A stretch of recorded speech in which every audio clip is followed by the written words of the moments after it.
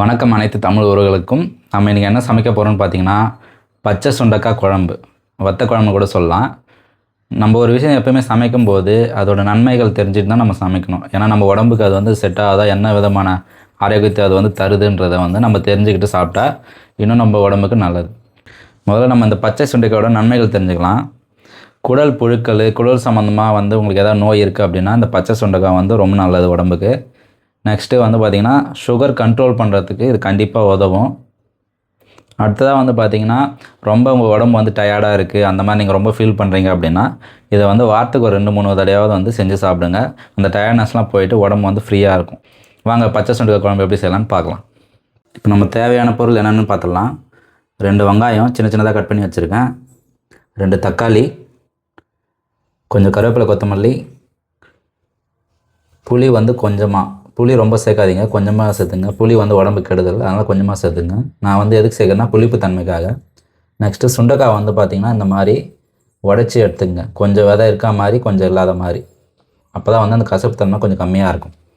அடுத்தது பார்த்திங்கன்னா வெந்தயம், சீரகம், கடுகு, 2 பச்சை மிளகா, கொஞ்சம் பூண்டு, தேவையான அளவுக்கு எண்ணெய். முடிஞ்ச வரைக்கும் நல்லெண்ணெய் சேர்த்துக்குங்க. என்கிட்ட நல்லெண்ணெய் இல்லாதனால நான் ரீஃபைண்ட் ஆயில் சேர்த்துறேன்.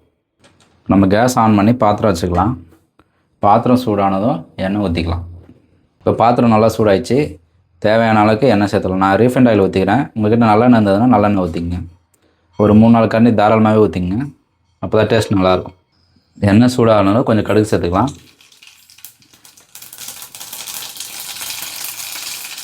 கூடவே கொஞ்சம் சீரகம், கொஞ்சம் வெந்தயம். இந்த 3 நல்லா பொரிஞ்சு வந்ததுக்கப்புறம் நம்ம பச்சை மிளகாயும் பூண்டையும் சேர்த்துக்கலாம்.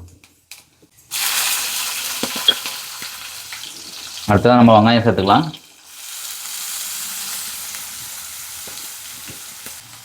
இப்போ நம்ம வெங்காயம் சீக்கிரம் வதங்கிறதுக்காக கொஞ்சம் உப்பு சேர்த்துக்கலாம்.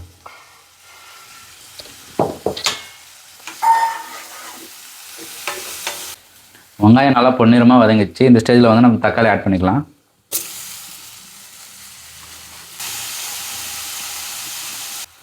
இப்போ வெங்காயம் தக்காளி நல்லா வதங்கிடுச்சு. இந்த ஸ்டேஜில் வந்து நம்ம நல்லா கழுவி வச்சுருக்க சுண்டைக்காயை சேர்த்துக்கலாம்.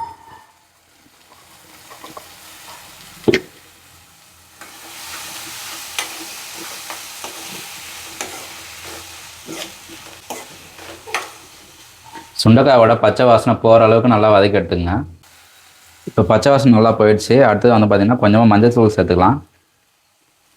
மஞ்சள் தூள் சேர்த்துட்டு ஒரு 2 மினிட்ஸ் ஆர் 3 மினிட்ஸ் வந்து நல்லா வந்து அந்த மஞ்சள் வாசனை போகணும். ஏன்னா எல்லா மசாலாவும் ஒன்றா போடாதீங்க, தனித்தனியாக போட்டு வதக்குங்க, அப்போ தான் அந்த டேஸ்ட் வந்து கூடி வரும்.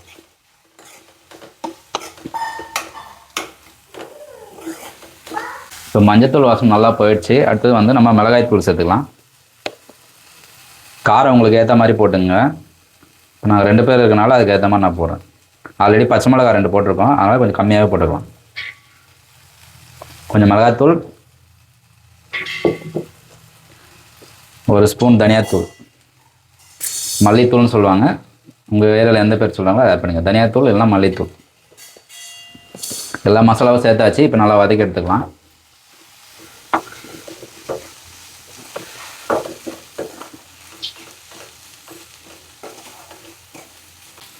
இந்த ஸ்டேஜில் மசாலா எல்லாம் வந்து பார்த்திங்கன்னா நல்லா வந்து அந்த சுண்டைக்காவில் இறங்கியிருக்கும். இது கூட நம்ம 1 கப் அளவுக்கு தண்ணி சேர்த்துக்கலாம். தேவையான அளவு தண்ணி சேர்த்துங்க.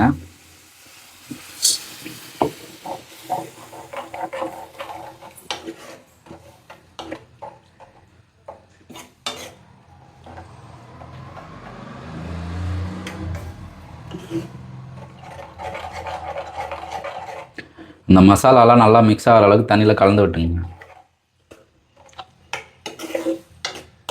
நம்ம எல்லா பொருளையும் சேர்த்தாச்சு. இன்னும் பேலன்ஸ் இருக்கிறது புளி மட்டும்தான். சுண்டைக்காய் நல்லா வெந்து வந்ததுக்கப்புறம் அந்த புளியை ஊற்றிட்டு கொஞ்ச நேரம் கொதிக்க வச்சுட்டு இறக்கிட்டோன்னா குழம்பு ரெடி ஆகிடும். இப்போ ஒரு 15 மினிட்ஸ் ஆர் 10 மினிட்ஸ் கிட்ட வந்து நல்லா வேகணும். ஒரு மூடி போட்டு மூடி வச்சு ஒரு 10 மினிட்ஸ் நல்லா அதிலே வேகட்டும். அதுக்கப்புறம் நம்ம புளி ஆட் பண்ணிக்கலாம். குழம்பு நல்லா கொதிச்சுன்னு இருக்குது. இந்த ஸ்டேஜில் வந்து நம்ம தேவையான அளவு உப்பு சேர்த்துக்கலாம். ஆல்ரெடி நம்ம வெங்காயம் வதங்கும்போது கொஞ்சம் போட்டோம், அதனால் கொஞ்சம் கம்மியாக போட்டுங்க.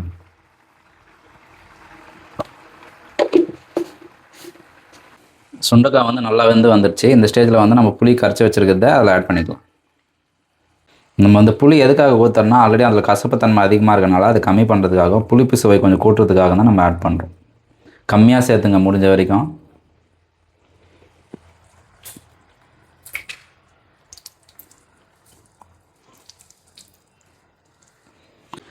இப்போ புளி ஆட் பண்ணியாச்சு.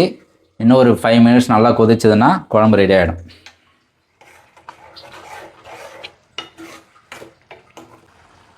குழம்பு ரெடி ஆயிடுச்சுன்றது நமக்கு எப்படி தெரியும்னா, குழம்புலேருந்து எண்ணெய் வந்து பார்த்திங்கன்னா தனியாக பிரிஞ்சு வரும். அந்த ஸ்டேஜில் நம்ம இறக்கி எடுத்தோன்னா குழம்பு வந்து சூப்பராக ரெடி ஆகிட்டு இருக்கும்.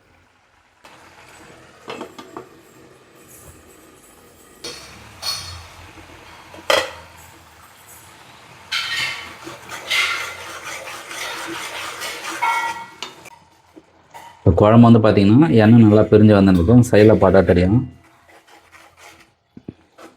இந்த ஸ்டேஜில் நம்ம குழம்பு வந்து இறக்கிக்கலாம். குழம்பு வந்து ரெடி ஆகிடுச்சு.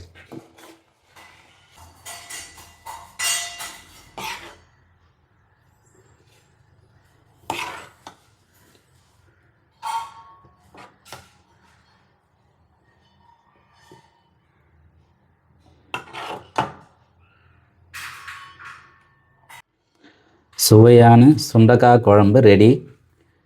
நம்ம ஒரு பவுலில் மாற்றியாச்சு. கொஞ்சம் கருவேப்பிலை கொத்தமல்லி மட்டும் மேலே ஆட் பண்ணிக்கலாம்.